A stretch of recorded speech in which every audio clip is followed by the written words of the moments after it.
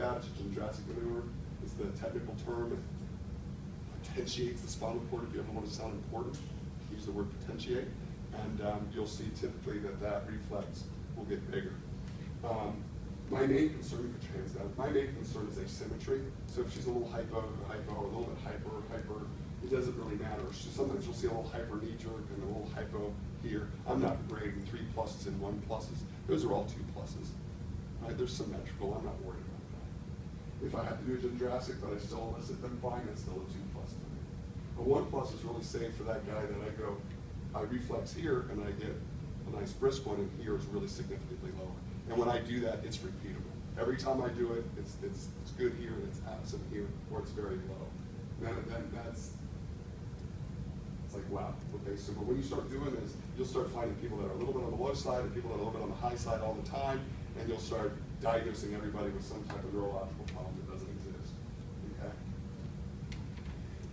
I'm gonna go through, and again, because I always say a few, but it's just 2 seconds longer. I always go ahead and give them, hold on. I want to do a Babinski, and a basic clonus test. So I'm going to do a quick snap to the ankle.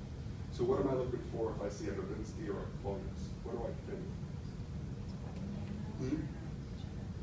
What's that? Upper motor neuron issue. That's exactly right. Chances are, when I did their knee jerk and ankle jerk, I saw something that was very brisk.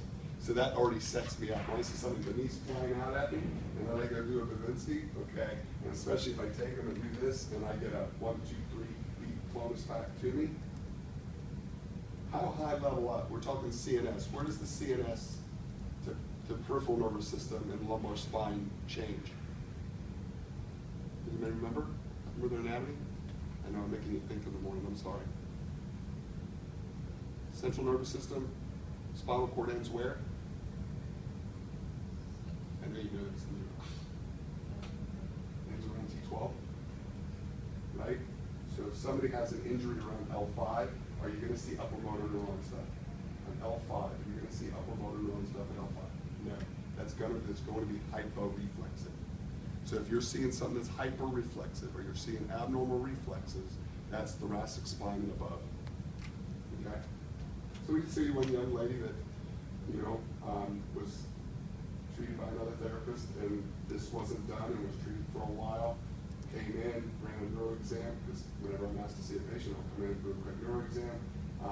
Had trouble, that's because I saw those two. I went ahead and did like a heel-toe gait, right? Time to look at me, proprioceptively wasn't there. Went off, got an MR, had a big benign tumor in the thoracic spine. The spinal cord was quote unquote the thickness of a rivet. Okay, so the spine was just completely collapsed.